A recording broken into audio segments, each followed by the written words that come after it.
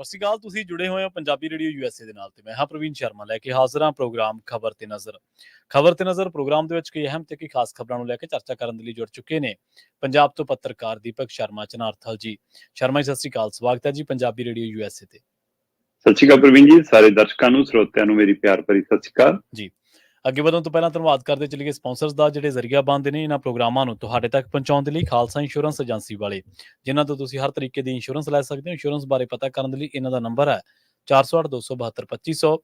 ਇਹ 1992 ਤੋਂ ਲਗਾਤਾਰ ਇੰਸ਼ੋਰੈਂਸ ਬਿਜ਼ਨਸ ਦੇ ਵਿੱਚ ਸ਼ਾਨਦਾਰ ਸੇਵਾਵਾਂ ਦੇ ਰਹੇ ਨੇ ਤੇ ਅਮਰੀਕਾ ਭਰ ਦੇ ਵਿੱਚ ਇੰਸ਼ੋਰੈਂਸ ਕਰਦੇ ਨੇ। ਅੱਜ ਹੀ ਕਾਲ ਕਰੋ 408-272-2500 ਤੇ। ਟਰਕੀਅਨ ਇਮੀਗ੍ਰੇਸ਼ਨ ਲਾ ਫਰਮ ਵਾਲੀ ਜੇ ਟਰਕੀਅਨ ਅਟਾਰਨੀ ਟਰਕੀਅਨ ਦੇ ਨਾਲ ਤੁਸੀਂ ਯੂਐਸ ਇਮੀਗ੍ਰੇਸ਼ਨ ਬਾਬਤ ਕੋਈ ਵੀ ਸਲਾਹ ਕਰਨੀ ਹੈ, ਕੋਈ ਵੀ ਸਵਾਲ ਪੁੱਛਣਾ ਤੇ ਇਹਨਾਂ ਦਾ ਨੰਬਰ ਹੈ 4159090503। ਗੁਰਦੀਪ ਸਿੰਘ ਵਿਰਦੀ ਕਲੋਵਿਸ, ਮਨਦੀਪ ਸਿੰਘ, ਸੰਦੀਪ ਕੌਰ ਸੈਨ ਹੋਜ਼ੇ, ਗੁਰਪਾਲ ਸਿੰਘ ਸੈਕਰਾਮੈਂਟੋ, ਸਰਬਜੀਤ ਸਿੰਘ ਸ਼ੋਕਰ ਟਰਲਕ ਤੇ ਕਮਲਜੀਤ ਸਿੰਘ ਮੱਖਣ ਦੌਲਤਪੁਰੀਆ ਸੈਂਟਰਲ ਵੈਲੀ ਤੋਂ। ਇਹਨਾਂ ਸਾਰੇ ਹੀ ਸਪਾਂਸਰਸ ਦਾ ਬਹੁਤ ਬਹੁਤ ਧੰਨਵਾਦ। ਤੇ ਜੇਕਰ ਤੁਸੀਂ ਵੀ ਪੰਜਾਬੀ ਰੇਡੀਓ ਯੂਐਸਏ ਦੇ ਇਹਨਾਂ ਪ੍ਰੋਗਰਾਮਾਂ ਨੂੰ ਸਪਾਂਸਰ ਕਰਨਾ ਚਾਹੁੰਦੇ ਹੋ ਤਾਂ ਸਟੂਡੀਓ ਦਾ ਨੰਬਰ ਹੈ 4082725252। ਅੱਜ ਦਾ ਇਹ ਖਬਰ ਤੇ ਨਜ਼ਰ ਪ੍ਰੋਗਰਾਮ ਸਾਲ 2024 ਦੀ 20 ਤਰੀਕ ਦਾ ਪ੍ਰੋਗਰਾਮ ਹੈ, 20 ਮਈ ਦਾ ਪ੍ਰੋਗਰਾਮ ਹੈ ਤੇ ਦਿਨ ਅੱਜ ਸੋਮਵਾਰ ਹੈ। ਰੁਕ ਕਰੀਏ ਖਬਰਾਂ ਦਾ। ਸ਼ਰਮਾ ਜੀ, ਦਿੱਲੀ ਦੀ ਸਿਆਸਤ ਤੋਂ ਸ਼ੁਰੂਆਤ ਕਰੀਏ। ਰਾਘਵ ਚੱਡਾ ਜਦੋਂ ਗੈਰ ਹਾਜ਼ਰ ਸੀ ਉਦੋਂ ਵੀ ਖਬਰਾਂ ਬਣਦੀਆਂ ਸੀ ਤੇ ਹੁਣ ਹਾਜ਼ਰ ਹੋ ਚੁੱਕੇ ਨੇ, ਖਬਰਾਂ ਹੁਣ ਵੀ ਬਣਦੀਆਂ ਨੇ। ਰਾਘਵ ਚੱਡਾ ਨੂੰ ਕਹਿੰਦੇ ਕੇਜਰੀਵਾਲ ਸੁੱਚੇ ਮੂੰਹ, ਕੇਜਰੀਵਾਲ ਨੇ ਘਰੋਂ ਮੋੜਿਆ। ਵੈਸੇ ਵੇਖਿਆ ਜਾਵੇ ਤਾਂ ਫਿਰ ਸਵਾਤੀ ਮਾਲੀਵਾਲ ਨਾਲ ਤਾਂ ਚੰਗਾ ਹੀ ਰਿਹਾ, ਕੁੱਟ ਕਟਾਪਾ ਤਾਂ ਨਹੀਂ ਹੋਇਆ। ਪ੍ਰਵੀਨ ਜੀ, ਆਪਾਂ ਪਹਿਲਾਂ ਹੀ ਇਸ ਵਿਸ਼ੇ ਨੂੰ ਛੂੰਹਦੇ ਆ ਰਹੇ ਸੀਗੇ ਕਿ ਤਿੰਨ ਰਾਜ ਸਭਾ ਮੈਂਬਰਾਂ ਦੀ ਛੁੱਟੀ ਹੋਣ ਦੇ ਆਸਾਰ ਬਣ ਰਹੇ ਨੇ ਆਮ ਆਦਮੀ ਪਾਰਟੀ ਚੋਂ, ਜਿਨ੍ਹਾਂ ਚ ਸਵਾਤੀ ਮਾਲੀਵਾਲ ਦਾ ਜ਼ਿਕਰ ਵੀ ਆਉਂਦਾ ਸੀ, ਜਿਨ੍ਹਾਂ ਚ ਹਰਭਜਨ ਭੱਜੀ ਦਾ ਵੀ ਆਉਂਦਾ ਸੀ ਤੇ ਰਾਘਵ ਚੱਡਾ ਵੀ ਉਸ ਸਵਾਲਾਂ ਦੇ ਘੇਰੇ ਚ ਆ ਰਹੇ ਸੀ। ਪਰ ਪ੍ਰਵੀਨ ਜੀ, ਰਾਘਵ ਚੱਡਾ ਉਹ ਵਿਅਕਤੀ ਹੈ ਜਿਹੜਾ ਅਰਵਿੰਦ ਕੇਜਰੀਵਾਲ ਦੀ ਸੱਜੀ ਖੱਬੀ ਬਾਂਹ ਚੋਂ ਇੱਕ ਬਾਂਹ ਹੈ। ਮਤਲਬ ਜੇ ਪੰਜਾਬ ਦੇ ਵਾਲੇ ਪਾਸੇ ਖੜ ਕੇ ਆਮ ਆਦਮੀ ਪਾਰਟੀ ਦੇ ਵਿਹੜੇ ਚੋਂ ਦੇਖਣਾ ਹੋਵੇ ਤਾਂ ਇੱਕ ਪਾਸੇ ਸੰਦੀਪ ਪਾਠਕ ਤੇ ਇੱਕ ਪਾਸੇ ਰਾਘਵ ਚੱਡਾ ਬਰਾਬਰ ਖੜੇ ਨਜ਼ਰ ਆਉਂਦੇ। ਕਿ ਪੰਜਾਬ ਚ ਮੁੱਖ ਮੰਤਰੀ ਭਗਵੰਤ ਮਾਨ ਨੇ, ਪਰ ਕਹਿੰਦੇ ਜੀ ਅਫਸਰਾਂ ਨੂੰ ਚਲਾਉਂਦੇ ਰਾਘਵ ਚੱਡਾ ਨੇ, ਕੰਮਕਾਜ ਰਾਘਵ ਚੱਡਾ ਚੈੱਕ ਕਰਦੇ ਨੇ, ਤੇ ਪਾਰਟੀ ਦਾ ਕੰਮਕਾਜ ਦੇਖਣ ਲਈ ਤਾਂ ਪਾਰਟੀ ਦੇ ਪ੍ਰਧਾਨ ਭਗਵੰਤ ਮਾਨ ਨੇ, ਪਰ ਜੀ ਪਾਰਟੀ ਦਾ ਕੰਮਕਾਰ ਪੰਜਾਬ ਚ ਸੰਦੀਪ ਪਾਠਕ ਦੇਖਦੇ ਨੇ। ਸੋ ਇਸ ਲਈ ਲੈ ਦੇ ਕੇ ਦੋਵਾਂ ਦੇ ਹੱਥ ਬਾਗਡੋਰ ਸੀ। ਪਰ ਅਚਾਨਕ ਈਡੀ ਵਾਲਾ ਸਕੰਜਾ ਕੱਸਿਆ ਜਾਣ ਲੱਗਿਆ, ਜਾਂ ਅਰਵਿੰਦ ਕੇਜਰੀਵਾਲ ਬਾਰ-ਬਾਰ ਈਡੀ ਦੇ ਸੱਦੇ ਤੋਂ ਕਿਨਾਰਾ ਕਰਦੇ ਰਹੇ ਤੇ ਉਸ ਤੋਂ ਬਾਅਦ ਇਹ ਮਾਹੌਲ ਬਣ ਗਿਆ ਤੇ ਖਬਰਾਂ ਜਦੋਂ ਸਾਡੇ ਕੋਲ ਆ ਗਈਆਂ ਕਿ ਕੇਜਰੀਵਾਲ ਦੀ ਗ੍ਰਿਫਤਾਰੀ ਕਿਸੇ ਵੀ ਸਮੇਂ ਸੰਭਵ ਹੈ ਤੇ ਰਾਘਵ ਚੱਡਾ ਨੂੰ ਤਾਂ ਸਭ ਤੋਂ ਵੀ ਪਹਿਲਾਂ ਪਤਾ ਲੱਗਣਾ ਸੀ। ਬਿਲਕੁਲ। ਸੋ ਇਹ ਇਸ ਲਈ ਫਿਰ ਰਾਘਵ ਚੱਡਾ ਕਹਿੰਦੇ ਇਲਾਜ ਦੇ ਲਈ ਗਏ। ਸੌਰਵ ਭਾਰਦਵਾਜ ਨੇ ਬਕਾਇਦਾ ਪ੍ਰਵੀਨ ਜੀ ਇਹ ਕਿਹਾ ਸੀਗਾ ਕਿ ਬਹੁਤ ਗੰਭੀਰ ਬਿਮਾਰੀ ਨਾਲ ਜੂਝ ਰਹੇ ਨੇ ਕਿ ਅੱਖਾਂ ਦੀ ਰੋਸ਼ਨੀ ਵੀ ਜਾ ਸਕਦੀ ਹੈ। ਪਰ ਸਵਾਲ ਤਾਂ ਇੱਥੋਂ ਪੈਦਾ ਹੁੰਦਾ ਹੈ ਕਿ ਇਹ ਉਹ ਲੋਕ ਨੇ ਜਿਨ੍ਹਾਂ ਕੋਲ ਟੀਮਾਂ ਨੇ, ਪਾਰਟੀ ਕੋਲ ਸੋਸ਼ਲ ਮੀਡੀਆ ਹੈਂਡਲ ਕਰਨ ਵਾਲੀਆਂ, ਸਾਰਾ ਕੁਝ ਕਰਨ ਵਾਲੀਆਂ, ਤੇ ਰਾਜ ਸਭਾ ਮੈਂਬਰ ਹੈ, ਮੈਂਬਰ ਪਾਰਲੀਮੈਂਟ ਹੈ, ਉਹਦੇ ਕੋਲ ਤਾਂ ਪਰਸਨਲ ਸੈਕਟਰੀ ਫੈਕਟਰੀ ਸਾਰਾ ਅਮਲਾ ਫਾਲਾ ਵੀ ਹੈਗਾ। ਉਹਦੇ ਬਾਵਜੂਦ ਵੀ ਉਹ ਰਾਘਵ ਚੱਡਾ ਜਿਹੜਾ ਹਰ ਗੱਲ 'ਚ ਕੇਜਰੀਵਾਲ ਦੀ ਫੋਟੋ 'ਚ ਨਾਲ ਨਜ਼ਰ ਆਉਂਦਾ ਸੀ, ਉਹਦਾ ਇੱਕ ਵੀ ਕੋਈ ਅਜਿਹਾ ਟਵੀਟ ਪਹਿਲੇ ਟਵੀਟ ਤੋਂ ਇਲਾਵਾ ਹੋਰ ਕਿਤੇ ਕੁਝ ਨਜ਼ਰ ਹੀ ਨਹੀਂ ਆਇਆ। ਤੇ ਫਿਰ ਰਾਘਵ ਚੱਡਾ ਪਰਤ ਵੀ ਆਏ। ਪਰਤ ਆਉਣ ਤੋਂ ਬਾਅਦ ਕੇਜਰੀਵਾਲ ਦੇ ਘਰੇ ਵੀ ਚਲੇ ਗਏ, ਉਹਦੇ ਬਾਵਜੂਦ ਵੀ ਸੋਸ਼ਲ ਮੀਡੀਆ ਤੇ ਕੋਈ ਐਕਟਿਵਿਟੀ ਹੋਈ ਜੀ ਨਹੀਂ ਨਜ਼ਰ ਆਈ। ਬਿਲਕੁਲ ਸਹੀ ਹੈ। ਸੋ ਇਹ ਚੀਜ਼ਾਂ ਨੇ ਸਵਾਲ ਪੈਦਾ ਕੀਤਾ। ਅੱਛਾ, ਹੁਣ ਤੁਸੀਂ ਕਹਿ ਰਹੇ ਹੋ ਸਵਾਤੀ ਮਾਲੀਵਾਲ। ਸਵਾਤੀ ਮਾਲੀਵਾਲ ਦੇ ਮਾਮਲੇ 'ਚ ਇਹ ਗੱਲ ਆ ਰਹੀ ਸੀ ਕਿ ਉਹ ਤੋਂ ਅਸਤੀਫਾ ਮੰਗਿਆ ਜੀ, ਉਹਨੇ ਇਨਕਾਰ ਕਰਤਾ ਜੀ, ਫਿਰ ਉਹ ਸੀਨ ਕ੍ਰੀਏਟ ਹੋ ਗਿਆ ਜੀ। ਉਸ ਤੋਂ ਬਾਅਦ ਵਿਭਵ ਕੁਮਾਰ ਗ੍ਰਿਫਤਾਰ ਹੋ ਗਿਆ ਜੀ, ਉਹਨੇ ਖਾਲੀ ਪੈਨ ਡਰਾਈਵ ਦੇਤੀ ਜੀ, ਪੁਲਿਸ ਨੇ ਹੁਣ ਸੀਸੀਟੀਵੀ ਕੈਮਰੇ ਕੰਟਰੋਲ 'ਚ ਲੈ ਲਏ ਜੀ, ਵਿਭਵ ਕੁਮਾਰ ਨੂੰ ਲਿਜਾ ਕੇ ਜੀ ਸਾਰਾ ਕੁਝ ਮਤਲਬ ਸੀਨ ਰੀਕ੍ਰੀਏਟ ਉੱਥੋਂ ਵੀ ਕਰਾ ਲਿਆ ਜੀ। ਪਰ ਸਾਰਾ ਮਾਮਲਾ ਕਿੱਥੇ ਆ ਕੇ ਖੜ ਰਿਹਾ ਕਿ ਮਸਲਾ ਉਹਦੀ ਰਾਜ ਸਭਾ ਲੈ ਕੇ ਕਿਸੇ ਹੋਰ ਨੂੰ ਦੇਣ ਦੀ, ਅਭਿਸ਼ੇਕ ਮਨੂ ਸਿੰਘਵੀ ਨੂੰ ਦੇਣ ਦੀ, ਹੈ ਨਾ, ਤੇ ਉਹ ਭਾਜਪਾ ਦੇ ਸੰਪਰਕ 'ਚ ਆਮ ਆਦਮੀ ਪਾਰਟੀ ਵਾਲੇ ਕਹਿੰਦੇ। ਸੋ ਇਹ ਸਾਰਾ ਸੀਨ ਬਣ ਰਿਹਾ ਕਿ ਇਹੀ ਸੀਨ ਰਾਘਵ ਚੱਡਾ ਦੇ ਮਾਮਲੇ 'ਚ ਵੀ ਬਣ ਰਿਹਾ ਕਿ ਰਾਘਵ ਚੱਡਾ ਤੜਕੇ ਕੇਜਰੀਵਾਲ ਦੇ ਘਰੇ ਸਫਾਈ ਦੇਣ ਗਏ ਸੀ ਕਿ ਮੈਂ ਪਾਰਟੀ ਦੇ ਨਾਲ ਆ ਜੀ, ਮੈਂ ਤੁਹਾਡੇ ਨਾਲ ਆ ਜੀ। ਕਿ ਰਾਘਵ ਚੱਡਾ ਮਿਹਨਤ ਕਰਨ ਗਏ ਸੀ ਕਿ ਮੇਰਾ ਅਸਤੀਫਾ ਨਾ ਲਿਓ ਜੀ, ਜਾਂ ਇਲਾਜ ਤੋਂ ਬਾਅਦ ਆਪਣੀ ਤੰਦਰੁਸਤੀ ਦੀ ਖਬਰ ਦੇਣ ਗਏ ਸੀ। ਇਹ ਸਾਰੇ ਸਵਾਲ ਨੇ ਕਿ ਕੁਛ ਤੱਕ ਹੋਇਆ ਹੋਏਗਾ ਨਾ ਉਦੋਂ। ਹੁਣ ਸਵਾਲ ਇੱਥੋਂ ਖੜਾ ਹੁੰਦਾ ਪ੍ਰਵੀਨ ਜੀ, ਤੁਸੀਂ ਯਾਦ ਕਰੋ ਪੰਜਾਬ 'ਚ ਆਮ ਆਦਮੀ ਪਾਰਟੀ ਦੀ ਸਰਕਾਰ ਬਣੀ, ਮੁੱਖ ਮੰਤਰੀ ਬਣੇ ਭਗਵੰਤ ਸਿੰਘ ਮਾਨ, ਦਿੱਲੀ ਗਏ ਆਪਣੇ ਹਾਈ ਕਮਾਨ ਆਕਾ ਨੂੰ ਮਿਲਣ ਕੇਜਰੀਵਾਲ ਨੂੰ ਜੀ। ਬਿਲਕੁਲ। ਤੇ ਬਕਾਇਦਾ 2-3 ਕੈਮਰੇ ਲਾ ਕੇ ਸ਼ੂਟ ਹੁੰਦਾ ਹੈ ਕਿ ਭਗਵੰਤ ਮਾਨ ਆ ਰਹੇ ਨੇ, ਕੇਜਰੀਵਾਲ ਬਾਹਾਂ ਖੋਲ ਰਹੇ ਨੇ, ਜੱਫੀ ਪਈ, ਪੈਰੀ ਹੱਥ ਲਾਏ, ਪਹਿਲਾਂ ਫਿਰ ਗਲੇ ਲਾਇਆ, ਤੇ ਫਿਰ ਗੁਲਦਸਤੇ ਵਾਲੀ ਫੋਟੋ, ਸਾਰੀਆਂ ਫੋਟੋ ਵਾਇਰਲ ਹੋਈਆਂ। ਫਿਰ ਪੰਜਾਬ ਦੇ ਵਿੱਚ ਇੱਕ ਕਮੇਟੀ ਬਣਾ ਕੇ ਉਹਦਾ ਚੇਅਰਮੈਨ ਲਾ ਕੇ ਰਾਘਵ ਚੱਡਾ ਨੂੰ ਵੀ ਅਧਿਕਾਰਤ ਤੌਰ ਤੇ ਖਾਸਾ ਕੁਝ ਸੌਂਪਣ ਦੀ ਕੋਸ਼ਿਸ਼ ਹੋਈ, ਪਰ ਉਹਦੇ ਵਿਚਾਲੇ ਰਾਜ ਸਭਾ ਬਣ ਗਏ। ਸੋ ਰਾਜ ਸਭਾ ਮੈਂਬਰੀ ਬਣਨ ਤੋਂ ਬਾਅਦ ਪੰਜਾਬ ਆਏ, ਰਾਘਵ ਚੱਡਾ ਮੁੱਖ ਮੰਤਰੀ ਭਗਵੰਤ ਮਾਨ ਨੂੰ ਮਿਲਣ ਗਏ, ਕੈਮਰੇ ਫੇਰ ਲੱਗੇ, ਫਲੈਸ਼ਾਂ ਫੇਰ ਵੱਜੀਆਂ, ਪੈਰੀ ਹੱਥ ਫਿਰ ਰਾਘਵ ਚੱਡਾ ਨੇ ਭਗਵੰਤ ਮਾਨ ਦੇ ਲਾਏ, ਫਿਰ ਰਾਘਵ ਚੱਡਾ ਨੂੰ ਗੱਲ ਲਾਇਆ, ਤਸਵੀਰਾਂ ਆਈਆਂ ਨਾ। ਹਾਂਜੀ ਹਾਂਜੀ। ਤੇ ਹੁਣ ਤੁਹਾਡੀ ਪਾਰਟੀ ਦੀ ਸੱਜੀ ਖੱਬੀ ਬਾਂਹ ਇੱਕ ਉਹੋ ਜਿਹੇ ਹਾਲਾਤ ਚੋਂ ਨਿਕਲ ਕੇ ਆਈ ਹੋਵੇ ਕਿ ਜਿੱਥੇ ਕਹਿੰਦੇ ਅੱਖਾਂ ਦੀ ਰੋਸ਼ਨੀ ਚਲੀ ਜਾਣੀ ਸੀ ਤੇ ਫਿਰ ਕੇਜਰੀਵਾਲ ਜੀ ਨੇ ਤੰਦਰੁਸਤੀ ਤਾਂ ਪੁੱਛੀ ਹੋਣੀ, ਤੇ ਰਾਘਵ ਚੱਡਾ ਨੇ ਇੰਨੇ ਦਿਨਾਂ ਬਾਅਦ ਮਿਲਣ ਤੋਂ ਬਾਅਦ ਪੈਰੀ ਹੱਥ ਲਾਏ ਹੋਣੇ, ਤੇ ਕੇਜਰੀਵਾਲ ਜੀ ਨੇ ਫਿਰ ਗਲੇ ਵੀ ਲਾਇਆ ਹੋਣਾ। ਉਹਦੀ ਵੀਡੀਓ ਕੋਈ ਆਈ ਹੋਵੇ ਤਾਂ ਮੈਨੂੰ ਦੱਸ ਦਿਓ। ਹੁਣ ਵੀਡੀਓ ਬਣਾਉਣੀ ਭੁੱਲ ਗਏ, ਕੈਮਰਾ ਚਲਾਉਣਾ ਭੁੱਲ ਗਏ, ਜਾਂ ਸਾਰਾ ਕੁਝ ਠੀਕ ਨਹੀਂ ਹੈ। ਸਹੀ ਹੈ, ਕਿਉਂਕਿ ਇਹੋ ਜਿਹੇ ਦ੍ਰਿਸ਼ਾਂ ਦੀ ਫੋਟੋ ਨਹੀਂ ਚਾਹਣਗੇ ਕੇਜਰੀਵਾਲ ਕੇ ਚੋਣਾਂ ਦੇ ਦਿਨਾਂ 'ਚ ਬਾਹਰ ਆਵੇ ਕਿ ਹਾਂ ਸਾਡੇ 'ਚ ਤਣਾਅ ਵਾਲਾ ਰਿਸ਼ਤਾ ਹੈ। ਸੋ ਹੁਣ ਉਸ ਦਿਨ ਅਜਿਹਾ ਕੀ ਹੋਇਆ ਕਿ ਰਾਘਵ ਚੱਡਾ ਨੂੰ ਕੇਜਰੀਵਾਲ ਦੇ ਘਰੋਂ ਬਰੰਗ ਮੁੜਨਾ ਪਿਆ ਜੀ। ਰਾਘਵ ਚੱਡਾ ਨੂੰ ਖੈਰ ਨਹੀਂ ਪਈ ਉਸ ਦਰ ਤੋਂ, ਸੁੱਚੇ ਮੂੰਹ ਹੀ ਮੋੜਤਾ ਉਵੇਂ ਹੀ।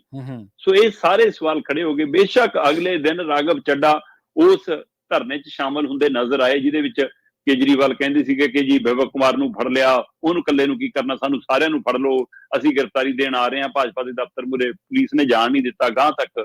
ਪਰ ਕੁਝ ਦਿੱਲੀ ਦੇ ਲੋਕ, ਆਵਾਮ ਜਿਹੜਾ ਔਖਾ ਹੋ ਰਿਹਾ ਸੀ ਉਸ ਧਰਨੇ ਮੁਜ਼ਾਹਰੇ ਤੋਂ, ਉਹ ਕਹਿੰਦਾ ਵੀ ਲੰਘਦਾ ਸੁਣਿਆ ਗਿਆ ਕਿ ਜੇ ਗ੍ਰਿਫਤਾਰੀ ਉਹ ਦੇਣੀ ਸੀ ਫਿਰ ਜ਼ਮਾਨਤ ਕਾਹਨੂੰ ਲਈ ਸੀ, ਪਹਿਲਾਂ ਹੀ ਗ੍ਰਿਫਤਾਰ ਤਾਂ ਕੀਤਾ ਵਾ ਸੀ ਅਗਲੇ ਨੇ। ਸੋ ਇਹ ਵੀ ਸਵਾਲ। ਪਰ ਇਸ ਧਰਨੇ ਦੇ ਵਿੱਚ ਰਾਘਵ ਚੱਡਾ ਨਜ਼ਰ ਜ਼ਰੂਰ ਆਏ, ਪਰ ਉਹ ਨਜ਼ਰਸਾਨੀ ਉਵੇਂ ਮੀਡੀਆ ਦੇ ਵਿੱਚ ਵੀ ਕਿਤੇ ਉਵੇਂ ਉਨੀ ਖੁੱਲ ਕੇ ਚਰਚਾ 'ਚ ਨਹੀਂ ਆਈ। ਸੋ ਕੀ ਕਿਨਾਰੇ ਕਰ ਦਿੱਤੇ ਗਏ ਨੇ ਰਾਘਵ ਚੱਡਾ? ਕੀ 4 ਜੂਨ ਤੋਂ ਬਾਅਦ ਉਹਨਾਂ ਤੋਂ ਅਸਤੀਫਾ ਲੈ ਲਿਆ ਜਾਏਗਾ? ਕੀ ਜਿਹੜੀਆਂ ਕਨਸੋਆਂ ਸੀਗੀਆਂ ਕਿ ਜਿਵੇਂ ਸਵਾਤੀ ਮਾਲੀਵਾਲ ਅਮਰੀਕਾ ਛੁੱਟੀਆਂ ਕੱਟਣ ਚਲੀ ਗਈ, ਉਵੇਂ ਹੀ ਇਹ ਲੰਡਨ ਛੁੱਟੀਆਂ ਕੱਟਣ ਚਲੇ ਗਏ ਸੀ, ਪਾਰਟੀ ਦੇ ਉਸ ਮਸਲਿਆਂ ਤੋਂ ਕਿਨਾਰਾ ਕਰ ਗਏ ਸੀ, ਜਾਂ ਸੱਚਮੁੱਚ ਅੱਖ ਦਾ ਇਲਾਜ ਸੀ ਕਿ ਇਹ ਵੀ ਭਾਜਪਾ ਦੇ ਸੰਪਰਕ 'ਚ ਨੇ, ਜਾਂ ਹੁਣ ਪਾਰਟੀ ਦੇ ਵਿੱਚ ਮੁੜ ਕੇ ਉਹ ਥਾਂ ਹਾਸਲ ਕਰ ਲੈਣਗੇ? ਇਹ ਸਾਰੇ ਅਜੇ ਸਵਾਲੀਆ ਨਿਸ਼ਾਨ ਨੇ, ਔਰ 4 ਤਰੀਕ ਤੋਂ ਬਾਅਦ ਇਹ ਸਵਾਲੀਆ ਚਿੰਨ੍ਹ ਹਟ ਕੇ ਦੇ ਉੱਤਰ ਸਪਸ਼ਟ ਰੂਪ ਸਾਹਮਣੇ ਆਉਣ ਲੱਗ ਜਾਣਗੇ। ਜੀ ਬਿਲਕੁਲ। ਤੇ ਅਗਲੀ ਖਬਰ ਦੇ ਵੱਲ ਵਧੀਏ, ਗੱਲ ਕਰੀਏ ਕਿਸਾਨਾਂ ਦੀ। ਕਹਿੰਦੇ ਕਿਸਾਨਾਂ ਨੇ ਤਾਂ ਰੇਲਵੇ ਟਰੈਕ ਤਾਂ ਛੱਡਤਾ ਪਰ ਭਾਜਪਾਈਆਂ ਦਾ ਰਾਹ ਨਹੀਂ ਛੱਡਿਆ ਜੀ। ਦੇਖੋ, ਭਾਜਪਾਈਆਂ ਨੂੰ ਸਵਾਲ ਤਾਂ ਹੋਣਗੇ, ਸਵਾਲ ਤਾਂ ਵੈਸੇ ਆਮ ਆਦਮੀ ਪਾਰਟੀ ਨੂੰ ਵੀ ਹੋ ਰਹੇ ਨੇ, ਸਵਾਲ ਅਕਾਲੀ ਕਾਂਗਰਸੀਆਂ ਲਈ ਵੀ ਖੜੇ ਨੇ, ਪਰ ਅਕਾਲੀ ਕਾਂਗਰਸੀ ਅਜੇ ਜਵਾਬਦੇਹੀ ਦੇ ਲਈ ਹੁਣ ਉਸ ਸਥਿਤੀ 'ਚ ਨਹੀਂ ਹੈਗੇ। ਪਹਿਲੀਆਂ ਨਲਾਇਕੀਆਂ ਉਹਨਾਂ ਦੀਆਂ ਜੋ ਸੀਗੀਆਂ ਉਹ ਸੀਗੀਆਂ, ਹੈਨਾ, ਪਰ ਅਗਲੇ ਹੁਣ ਕਿਸੇ ਵੀ ਸੱਤਾ 'ਚ ਨਹੀਂ। ਆਮ ਆਦਮੀ ਪਾਰਟੀ ਜੇ ਪੰਜਾਬ ਸੱਤਾ 'ਚ ਤਾਂ ਕੇਂਦਰ 'ਚ ਭਾਜਪਾ ਹੈ। ਸੋ ਇਸ ਲਈ ਇਹਨਾਂ ਦੋਵਾਂ ਹੀ ਸੱਤਾਧਾਰੀ ਧਿਰਾਂ ਨੂੰ ਸਵਾਲ ਜ਼ਿਆਦਾ ਹੋ ਰਹੇ ਨੇ, ਤੇ ਉਹਦੇ ਵਿੱਚ ਭਾਜਪਾ ਹੀ ਕੇਂਦਰ ਵਾਲੇ ਵਾਅਦਿਆਂ ਤੋਂ ਵੀ ਮੁੱਕਰ ਰਹੀ ਹੈ, ਇਸ ਲਈ ਉਹਦੇ ਮੂਹਰੇ ਚੁਣੌਤੀ ਜ਼ਿਆਦਾ ਹੈ। ਸੋ ਪੰਜਾਬ ਦੇ ਵਿੱਚ ਇੱਕ ਪਾਸੇ ਸੰਯੁਕਤ ਕਿਸਾਨ ਮੋਰਚਾ ਰਾਜਨੀਤਿਕ, ਇੱਕ ਪਾਸੇ ਗੈਰ ਰਾਜਨੀਤਿਕ ਦੇ ਹਵਾਲੇ ਨਾਲ ਸਵਾਲਾਂ ਦੀ ਝੜੀ ਲੱਗੀ ਹੋਈ ਹੈ। ਜਿੱਥੇ ਵੀ ਭਾਜਪਾਈ ਲੀਡਰ, ਭਾਜਪਾਈ ਉਮੀਦਵਾਰ ਪਹੁੰਚਦੇ ਨੇ, ਉੱਥੇ ਕਿਸਾਨ ਝੰਡੇ ਲੈ ਕੇ ਪਹੁੰਚ ਜਾਂਦੇ ਨੇ। ਤੇ ਹੁਣ ਤਾਂ ਭਾਜਪਾਈ ਇਹ ਵੀ ਮਹਿਸੂਸ ਕਰਨ ਲੱਗ ਗਏ ਕਿ ਇਹਨਾਂ ਦਾ ਸਾਨੂੰ ਫਾਇਦਾ ਹੀ ਹੈ, ਸਾਡਾ ਪ੍ਰਚਾਰ ਕਰ ਰਹੇ ਨੇ। ਇਹਦੇ ਨਾਲ ਖਾਸ ਕਰਕੇ ਰਾਖਵੀਆਂ ਸੀਟਾਂ ਤੇ ਉਹਨਾਂ ਨੂੰ ਲੱਗਦਾ ਕਿ ਇਹਦੇ ਨਾਲ ਸਾਡੇ ਨਾਲ SC-VC ਵੋਟ ਉਸ ਪਿੰਡ ਦੀ ਪੱਕੀ ਹੋ ਜਾਂਦੀ, ਜਿਹੜੇ ਪਿੰਡ 'ਚ ਉਹਨਾਂ ਨੇ ਪ੍ਰੋਗਰਾਮ ਰੱਖਿਆ ਹੁੰਦਾ ਸਾਡਾ। ਸੋ ਉਹ ਇਹ ਵੀ ਮੰਨਣ ਲੱਗੇ ਨੇ। ਪਰ ਇੱਧਰ ਕਿਸਾਨਾਂ ਨੇ ਟਰੈਕ ਰੋਕਿਆ ਵਾ ਸੀਗਾ ਪ੍ਰਵੀਨ ਜੀ ਇਸ ਹਵਾਲੇ ਨਾਲ ਕਿ ਤੁਸੀਂ ਸਾਡੀਆਂ ਨਾ ਤਾਂ ਦਿੱਲੀ ਵਾਲੀਆਂ ਮੰਗਾਂ ਪ੍ਰਵਾਨ ਕੀਤੀਆਂ, ਨਾ ਸ਼ੰਭੂ ਬਾਰਡਰ ਤੇ ਜੋ ਵਿਵਹਾਰ ਸਾਡੇ ਨਾਲ ਹੋਇਆ, ਸ਼ੁਭ ਕਰਨ ਵਾਲਾ ਮਾਮਲਾ ਤੇ ਫਿਰ ਪ੍ਰਿਤਪਾਲ ਵਾਲਾ ਮਾਮਲਾ ਹੈ, ਜਾਂ ਹੋਰ ਕਿਸਾਨਾਂ ਤੇ ਗੋਲੀਆਂ, ਲਾਠੀਚਾਰਜ, ਉਹ ਸਾਰਿਆਂ ਤੁਸੀਂ ਕਿਤੇ ਵੀ ਕੋਈ ਹੱਲ ਕਰਦੇ ਨਜ਼ਰ ਨਹੀਂ ਆਏ। ਸੋ ਇਹ ਸਭ ਦੇ ਲਈ ਬਕਾਇਦਾ ਤੌਰ ਤੇ ਰੇਲਵੇ ਟਰੈਕ ਜਿਹੜਾ 33 ਦਿਨਾਂ ਤੋਂ ਰੁਕਿਆ ਹੋਇਆ ਸੀਗਾ, ਉਹ ਧਰਨਾ ਖਤਮ ਕੀਤਾ। ਉਹਦੇ ਪਿੱਛੇ ਕੁਝ ਕਾਰਨ ਵੀ ਸਾਹਮਣੇ ਆਉਂਦੇ ਗਏ ਕਿ ਭਾਈ 22 ਮਈ ਨੂੰ 100 ਦਿਨ ਹੋ ਜਾਣੇ ਆ ਭਲਕੇ ਨੂੰ, ਕੱਲ ਨੂੰ, ਮਤਲਬ ਭਾਰਤ ਦੇ ਹਿਸਾਬ ਦੇ ਨਾਲ ਸ਼ੰਭੂ ਬਾਰਡਰ ਤੇ ਧਰਨਾ ਚੱਲਦੇ ਨੂੰ। ਸੋ ਉਹ 100 ਦਿਨ ਵਾਲੇ ਧਰਨੇ ਤੇ ਨਹੀਂ ਚਾਹੁੰਦੇ ਕਿਸਾਨ ਸੰਗਠਨ ਕਿ ਸਾਡੀ ਤਾਕਤ 2 ਹਿੱਸਿਆਂ 'ਚ ਬੈਠੀ ਨਜ਼ਰ ਆਵੇ, 2 ਥਾਵਾਂ ਤੇ ਵੰਡੀ ਨਜ਼ਰ ਆਵੇ, ਇੱਕ ਤਾਂ ਨਜ਼ਰ ਆਈਏ, ਹੈਨਾ। ਸੋ ਇਹ ਵੀ ਇੱਕ ਪਹਿਲੂ ਹੈਗਾ। ਦੂਸਰਾ ਕਹਿੰਦੇ ਕਿ ਪੰਜਾਬ ਦਾ ਜਿਹੜਾ ਆਵਾਮ ਹੈ, ਪੰਜਾਬ ਦੇ ਆਮ ਲੋਕ ਹੈ, ਹੈਨਾ, ਪੰਜਾਬ ਦਾ ਵਪਾਰੀ ਵਰਗ ਹੈ, ਉਹ ਇਹਨਾਂ ਕਿਸਾਨ ਸੰਗਠਨਾਂ ਦੇ ਖਿਲਾਫ ਜਿਹੜੇ ਧਰਨਾ ਲਾ ਕੇ ਬੈਠੇ ਨੇ ਹੁਣ, ਉਹਨਾਂ ਦੇ ਖਿਲਾਫ ਖਾਸਾ ਰੋਸਾ ਪ੍ਰਗਟਾ ਰਹੇ ਸੀ ਕਿ ਤੁਸੀਂ ਸਾਨੂੰ ਮੁਸ਼ਕਲ 'ਚ ਪਾ ਰਹੇ ਹੋ, ਨਾ ਦਿੱਲੀ ਨੂੰ ਫਰਕ ਪੈ ਰਿਹਾ, ਨਾ ਹਰਿਆਣੇ ਨੂੰ ਪੈ ਰਿਹਾ, ਜਿਨ੍ਹਾਂ ਦੇ ਖਿਲਾਫ ਤੁਸੀਂ ਧਰਨਾ ਲਾਇਆ, ਮੁਸ਼ਕਲ ਤਾਂ ਅਸੀਂ ਹਾਂ। ਸੋ ਇਹ ਵੀ ਇੱਕ ਪਹਿਲੂ ਬਣਿਆ। ਤੇ ਇਹ ਸਾਰੇ ਪਹਿਲੂਆਂ ਨੂੰ ਧਿਆਨ 'ਚ ਰੱਖਦਿਆਂ ਹੋਏ 33 ਦਿਨਾਂ ਬਾਅਦ ਕੱਲ ਫਿਰ ਸ਼ਾਮ ਨੂੰ 4 ਵਜੇ ਸਵਰਨ ਸਿੰਘ ਪੰਧੇਰ ਹੋਰੀ ਜਾਂਦੇ ਨੇ ਤੇ ਕਿਸਾਨਾਂ ਨੂੰ ਕਹਿੰਦੇ ਨੇ ਕਿ ਆਪਾਂ ਟਰੈਕ ਖਾਲੀ ਕਰਨਾ, ਆਓ ਆਪਾਂ ਸ਼ੰਭੂ ਬਾਰਡਰ ਤੇ ਹੀ ਬੈਠਣਾ ਸਾਰਿਆਂ ਨੇ, ਤੇ ਉਸ ਤੋਂ ਬਾਅਦ ਸਮਾਨ ਚੱਕਣਾ ਸ਼ੁਰੂ ਹੋ ਜਾਂਦਾ। ਸੋ 33 ਦਿਨਾਂ ਬਾਅਦ 163 ਕਰੋੜ ਦੇ ਘਾਟੇ ਨਾਲ 5500 ਟ੍ਰੇਨਾਂ ਪ੍ਰਭਾਵਿਤ ਕਰਨ ਤੋਂ ਬਾਅਦ ਹੁਣ ਰੇਲਵੇ ਟਰੈਕ ਬਹਾਲ ਹੋ ਗਿਆ ਜੀ। ਸੋ ਹੁਣ ਦਿੱਲੀ, ਜਲੰਧਰ, ਅੰਮ੍ਰਿਤਸਰ, ਜੰਮੂ ਵਾਲਾ ਰੇਲਵੇ ਟਰੈਕ ਬਹਾਲ ਆ, ਗੱਡੀਆਂ ਦੀ ਆਵਾਜਾਈ ਸ਼ੁਰੂ ਹੋ ਗਈ ਆ। ਪਰ ਇਹਦਾ ਮਤਲਬ ਇਹ ਨਹੀਂਗਾ ਕਿ ਭਾਜਪਾਈਆਂ ਦਾ ਟਰੈਕ ਵੀ ਬਹਾਲ ਹੋ ਗਿਆ। ਭਾਜਪਾਈ ਉਮੀਦਵਾਰਾਂ ਨੂੰ ਸਵਾਲ ਉਸੇ ਤਰ੍ਹਾਂ ਹੋਣਗੇ, ਚਾਹੇ ਉਹ ਸੰਯੁਕਤ ਕਿਸਾਨ ਮੋਰਚਾ ਕਰੇ ਤੇ ਚਾਹੇ ਇਹ ਕਰੇ। ਇਹਨਾਂ ਨੇ ਤਾਂ ਇੱਥੋਂ ਤੱਕ ਕਿਹਾ ਕਿ ਪ੍ਰਧਾਨ ਮੰਤਰੀ ਮੋਦੀ ਨੇ ਆਉਣਾ, ਕਿਉਂਕਿ ਉਹਦੀਆਂ ਤਰੀਕਾਂ ਆ ਰਹੀਆਂ ਨੇ ਸਾਹਮਣੇ ਕਿ 23 ਨੂੰ ਪਟਿਆਲੇ 'ਚ, 24 ਨੂੰ ਜਲੰਧਰ ਤੇ ਗੁਰਦਾਸਪੁਰ 'ਚ, ਉਹ ਤੋਂ ਬਾਅਦ ਫਿਰ ਉਹ ਤੋਂ ਵੀ ਸਮਾਂ ਮੰਗਿਆ ਇਹਨਾਂ ਨੇ, ਯੋਗੀ ਤੋਂ ਵੀ, ਅਮਿਤ ਸ਼ਾਹ ਤੇ ਨੱਡਾ ਨੇ ਵੀ ਆਉਣਾ, ਹੋਰਨਾਂ ਨੇ ਵੀ ਆਉਣਾ, ਹਰਦੀਪ ਪੁਰੀ ਨੇ ਵੀ ਆਉਣਾ, ਜੈ ਸ਼ੰਕਰ ਵੀ ਅੰਮ੍ਰਿਤਸਰ ਆਉਣਗੇ। ਸੋ ਇਸ ਲਈ ਇਹ ਸਾਰੇ ਲੀਡਰਾਂ ਨੇ ਆਉਣਾ ਤੇ ਕਿਸਾਨ ਸੰਗਠਨ ਕਹਿੰਦੇ ਕਿ ਅਸੀਂ ਮੋਦੀ ਨੂੰ ਸਵਾਲ ਪੁੱਛਣੇ ਆ, ਸਾਨੂੰ ਜੇਕਰ ਸਵਾਲ ਪੁੱਛਣ ਦੇਣਗੇ ਤਾਂ ਠੀਕ ਹੈ, ਨਹੀਂ ਅਸੀਂ ਕਾਲੇ ਝੰਡੇ ਵੀ ਦਿਖਾਵਾਂਗੇ, ਰੋਸ ਮੁਜ਼ਾਹਰਾ ਵੀ ਕਰਾਂਗੇ। ਸੋ ਇਸ ਲਈ ਇਸ ਨੂੰ ਇਸ ਨਜ਼ਰੀਏ ਤੋਂ ਵੀ ਦੇਖਿਆ ਜਾ ਰਿਹਾ ਕਿ ਆਪਣੀ ਤਾਕਤ ਇੱਧਰ ਭਾਜਪਾਈਆਂ ਦੀ ਘੇਰਾਬੰਦੀ ਕਰਨੀ ਤੇ ਸ਼ੰਭੂ ਬਾਰਡਰ ਤੇ ਦਿਖਾਉਣ ਦੇ ਲਈ ਰੇਲਵੇ ਟਰੈਕ ਤੋਂ ਧਰਨਾ ਖਾਲੀ ਹੋਇਆ। ਤੇ ਕੁਝ ਧਿਰਾਂ ਦਬੀ ਸੁਰ ਦੇ ਵਿੱਚ ਪ੍ਰਵੀਨ ਜੀ ਇਹ ਵੀ ਗੱਲ ਕਰਦੀਆਂ ਨੇ ਕਿ ਮੋਦੀ ਦੇ ਆਉਣ ਤੋਂ ਪਹਿਲਾਂ ਇਹ ਇੱਕ ਗੁਪਤ ਸਮਝੌਤੇ ਦੇ ਤਹਿਤ ਟਰੈਕ ਖਾਲੀ ਕੀਤਾ ਕਿਸਾਨ ਸੰਗਠਨਾਂ ਨੇ। ਇਹਦੇ ਪਿੱਛੇ ਵੀ ਕਹਿੰਦੇ ਕਿ ਰਾਜਨੀਤੀ ਕੰਮ ਕਰ ਰਹੀ ਹੈ। ਸੋ ਇਸ ਲਈ ਆ ਕੇ ਉਹ ਤਾਂ ਕਿ ਵਪਾਰੀਆਂ ਨੂੰ ਖੁਸ਼ ਕਰ ਸਕਣ ਕਿ ਦੇਖੋ ਮੈਂ ਆਉਣ ਤੋਂ ਪਹਿਲਾਂ ਟਰੈਕ ਖਾਲੀ ਕਰਤਿਆ। ਤੇ ਕੁਝ ਧਿਰਾਂ ਇਸ ਨੂੰ ਇਸ ਰੂਪ 'ਚ ਵੀ ਸੋਚ ਰਹੀਆਂ ਨੇ ਕਿ ਹੋ ਸਕਦਾ ਹੈ ਕਿ ਮੋਦੀ ਕੋਈ ਦਿੱਲੀ ਤੋਂ ਕਿਸਾਨਾਂ ਦੇ ਲਈ, ਪੰਜਾਬ ਹਰਿਆਣਾ ਦੇ ਕਿਸਾਨਾਂ ਲਈ ਕੋਈ ਐਲਾਨ ਕਰਕੇ ਤੁਰਨ 22 ਦੀ ਰਾਤ ਨੂੰ ਜਾਂ 23 ਦੀ ਸਵੇਰ ਨੂੰ, ਇਹਨੂੰ ਵੀ ਇਸ ਨਜ਼ਰ ਤੋਂ। ਸੋ ਜੋ ਵੀ ਹੋਊਗਾ ਉਹ ਸਾਹਮਣੇ ਆ ਜਾਊਗਾ। ਫਿਲਹਾਲ ਰੇਲਵੇ ਟਰੈਕ ਖਾਲੀ ਹੋ ਗਿਆ ਜੀ, ਤੇ ਪਰ ਸ਼ੰਭੂ ਬਾਰਡਰ ਤੇ ਧਰਨਾ ਜਾਰੀ ਹੈ ਤੇ ਭਾਜਪਾਈ ਉਮੀਦਵਾਰਾਂ ਦੇ ਰਾਹ ਦੇ ਵਿੱਚ ਕਿਸਾਨ ਝੰਡੇ ਲੈ ਕੇ ਉਵੇਂ ਹੀ ਖੜੇ ਨਜ਼ਰ ਆਉਣਗੇ। ਦੇਖੋ ਸ਼ਰਮਾ ਜੀ, ਆਪਾਂ ਅਕਸਰ ਹੀ ਚਰਚਾ ਕਰਦੇ ਰਹੇ ਨੇ ਕਿ ਸੰਘਰਸ਼ਾਂ ਦੇ ਦੌਰਾਨ ਮਰਹਲੇ ਬਦਲਦੇ ਰਹਿੰਦੇ ਆ। ਤੁਸੀਂ ਆਪਣੀ ਰਣਨੀਤੀ ਨਵੇਂ ਸਿਰੋਂ ਘੜਦੇ ਹੋ ਜਦੋਂ ਤੁਹਾਨੂੰ ਲੱਗਦਾ ਕਿ ਆਹ ਵਾਰ ਸਹੀ ਨਹੀਂ, ਆਹ ਠੀਕ ਹੈ, ਤਾਂ ਫਿਰ ਕੁਝ ਪੈਂਤੜੇਬਾਜ਼ੀਆਂ ਵੀ ਹੁੰਦੀਆਂ ਨੇ, ਕੁਝ ਕਦਮ ਤੁਹਾਨੂੰ ਪਿੱਛੇ ਵੀ ਹਟਣਾ ਪੈਂਦਾ, ਕੁਝ ਕਦਮ ਤੁਹਾਨੂੰ ਅੱਗੇ ਵਧਣਾ ਪੈਂਦਾ। ਪਰ ਦੇਖੋ ਦੂਜੇ ਪਾਸੇ ਭਾਜਪਾਈ ਉਮੀਦਵਾਰਾਂ ਦੀ ਭਾਸ਼ਾ ਦੇਖੋ। ਮੈਂ ਰਵਨੀਤ ਬਿੱਟੂ ਦੀ ਇੱਕ ਵੀਡੀਓ ਕਲਿੱਪ ਦੇਖ ਰਿਹਾ ਸੀ, ਉਹ ਕਹਿੰਦੇ ਸੀ ਅਸੀਂ ਡਿਬਰੂਗੜ੍ਹ ਭੇਜ ਦਿਆਂਗੇ, ਹੰਸਰਾਜ ਹੰਸ ਨੂੰ ਤਾਂ ਨੋਟਿਸ ਹੀ ਜਾਰੀ ਹੋ ਗਿਆ। ਹੰਸਰਾਜ ਹੰਸ ਜਿਸ ਭਾਸ਼ਾ ਤੇ ਉਤਰੇ ਨੇ ਜਾਂ ਜਿਸ ਭਾਸ਼ਾ ਤੇ ਬਿੱਟੂ ਹੋਣੀ ਉਤਰੇ ਨੇ, ਇਹ ਬਖਲਾਹਟ ਵੀ ਹੈ। ਇਸ ਨੂੰ ਤੁਸੀਂ 4 ਜੂਨ ਨੂੰ ਆਉਣ ਵਾਲੇ ਨਤੀਜਿਆਂ ਦੀ ਬਖਲਾਹਟ ਚੋਂ ਵੀ ਨਿਕਲੀ ਭਾਸ਼ਾ ਕਹਿ ਸਕਦੇ ਹੋ, ਬਿਲਕੁਲ। ਤੇ ਦੂਸਰਾ ਇਸ ਨੂੰ ਸਕ੍ਰਿਪਟਡ ਭਾਸ਼ਾ ਵੀ ਕਹਿ ਸਕਦੇ ਹੋ। ਠੀਕ ਹੈ, ਇਹਦੇ ਪਿੱਛੇ ਇੱਕ ਨਿਰਦੇਸ਼ ਆਉਂਦਾ ਕਿ ਹੁਣ ਇਸ ਲਹਿਜੇ 'ਚ ਬੋਲੋ। ਸੋ ਇਸ ਲਈ ਇੱਥੇ ਇੱਕ ਮਾਹੌਲ ਨੂੰ ਮਤਲਬ ਉਹਦੇ ਵਿੱਚ ਕਿਸਾਨ ਸੰਗਠਨਾਂ ਦੀ ਚਾਹੇ ਮਨਸ਼ਾ ਉਸ ਪਹਿਲੂ ਤੇ ਹੈ ਕਿ ਅਸੀਂ ਕਿਸਾਨੀ ਮਸਲਿਆਂ ਲਈ ਲੜ ਰਹੇ ਹਾਂ, ਪਰ ਉਹਨਾਂ ਦੀ ਉਸ ਮਨਸ਼ਾ ਨੂੰ ਦੂਏ ਪਾਸੇ ਜੱਟ ਬਨਾਮ ਦਲਿਤ, ਜੱਟ ਬਨਾਮ ਵਪਾਰੀ ਬਣਾ ਕੇ ਵੀ ਭਾਜਪਾਈਆਂ ਵੱਲੋਂ ਉਭਾਰਿਆ ਜਾ ਰਿਹਾ। ਇਹਦੇ ਨਾਲ ਮਾਹੌਲ ਹੋਰ ਤਣਾਅ ਬਣਨ ਦੀ ਖਤਰਾ ਪੈਦਾ ਹੋ ਰਿਹਾ। ਪਰ ਇਹਨਾਂ ਨੂੰ ਸਮਝਣਾ ਚਾਹੀਦਾ ਹੈ ਕਿ ਜਿਹੜੀ ਕਿਸਾਨ ਹੈ ਉਹ ਇੱਕ ਫਿਰਕਾ ਨਹੀਂਗਾ, ਉਹ ਇੱਕ ਤਬਕਾ ਹੈ। ਉਹ ਇੱਕ ਤਬਕਾ ਹੈ ਜਿਹੜਾ ਸਮਾਜ ਦਾ, ਉਹ ਕੋਈ ਧਰਮ ਜਾਤ ਨਹੀਂ ਹੈਗੀ। ਇਹਨਾਂ ਨੂੰ ਇਹ ਲੱਗਦਾ ਕਿ ਸ਼ਾਇਦ ਇਹ ਸਿੱਖ ਨੇ, ਜੱਟ ਨੇ, ਇਸੇ 'ਚ ਤਾਂ ਮਾਰ ਖਾ ਜਾਂਦੇ ਨੇ, ਕਿਉਂਕਿ ਉਹਨਾਂ ਦੇ ਨਾਲ ਲੁਕਵੇਂ ਰੂਪ ਦੇ ਵਿੱਚ ਜਾਂ ਕਿਵੇਂ ਨਾ ਕਿਵੇਂ ਵਪਾਰੀ ਵਰਗ ਵੀ ਉਹਨਾਂ ਦਾ ਸਾਥ ਦੇ ਜਾਂਦਾ ਤੇ ਦਲਿਤ ਭਰਾ ਤਾਂ ਚਲੋ ਨਾਲ ਸੰਘਰਸ਼ ਕਰਦੇ ਹੀ ਹੈ। ਸੋ ਇਹ ਤਬਕਾ ਇਹਨਾਂ ਨੂੰ ਕਿਹਾ ਜਾ ਸਕਦਾ। ਫਿਰਕਾ ਜੇ ਮੰਨ ਕੇ ਚੱਲਦੇ ਫਿਰ ਇਸੇ ਥਾਂ ਤੇ ਆ ਕੇ ਸਿਆਸਤ ਕਈ ਵਾਰੀ ਮਾਤ ਖਾ ਜਾਂਦੀ।